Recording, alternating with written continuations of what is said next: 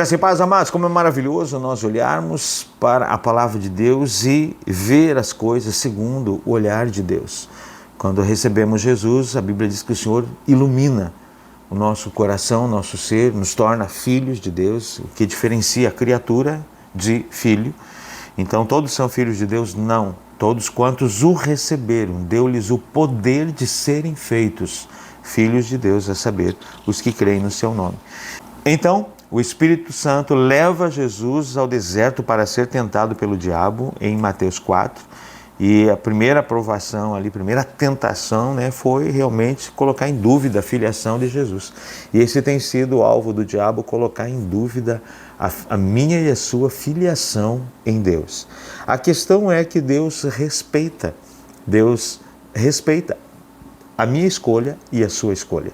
Certo dia, um jovem rico se aproximou de Jesus e disse: bom mestre, que farei para herdar a vida eterna? Isso está lá em Marcos capítulo 10, 17 em diante. E Jesus dá uma retrucada nele, Por que me chamas bom? Ninguém é bom senão um, que é Deus. Sabes os mandamentos? Não matarás, não adulterarás, não furtarás, não dirás falso testemunho, não defraudarás ninguém, honra a teu pai e tua mãe. Então o jovem, aquele que encheu o peito, e respondeu: mestre, tudo isso tenho observado desde a minha juventude. Digo, isso aqui eu tiro de letra, a obediência eu tiro de letra. Jesus, me chama a atenção que Jesus fitando, ou seja, Jesus olhou profundo para aquele jovem e o amou e disse: só uma coisa te falta, vai, vende tudo o que tens, dá aos pobres e terás um tesouro no céu. Então vem e segue-me. Ele, porém, contrariado com esta palavra, retirou-se triste, porque era dono de muitas propriedades. Acho interessante nesse texto que Jesus aqui estabelece algo, porque o coração desse jovem estava nos tesouros desse mundo. E Jesus disse: olha, você não vai conseguir me seguir se você continuar com o coração. É errado ter riqueza? De forma nenhuma. É errado ter propriedades? De forma nenhuma. Que você seja dono de muitas propriedades, que você tenha muito ouro, tenha muita riqueza. Essa é a prosperidade de Deus sobre os seus filhos. O que não pode é essas propriedades, o ouro, a riqueza, ser um Deus na sua vida, dirigir a sua vida.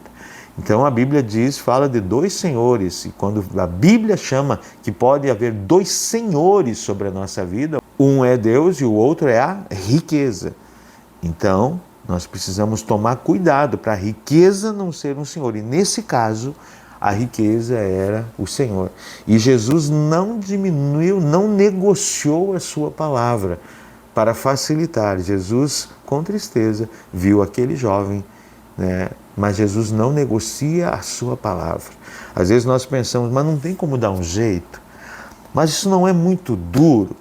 Será que realmente ele precisava se desfazer? Foi o que Jesus estabeleceu.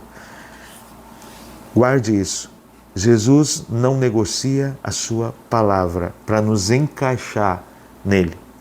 Jesus não negocia os seus valores. Jesus não negocia os seus princípios, mesmo que ele nos ama.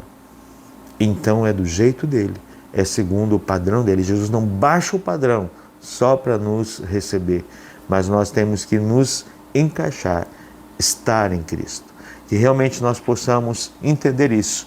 Aos olhos de Deus, Ele é Senhor e não negocia a sua palavra só por pena de nós.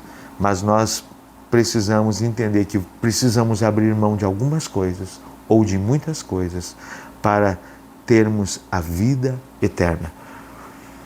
Se eu escolher o céu, Jesus, isso agrada ao Senhor. Se eu escolher o inferno, o Senhor me respeita. Qual escolha eu e você estamos fazendo hoje? Céu ou inferno? Vida ou morte? Qual será a minha escolha? Qual será a sua escolha? Que Deus tenha misericórdia e nos abençoe.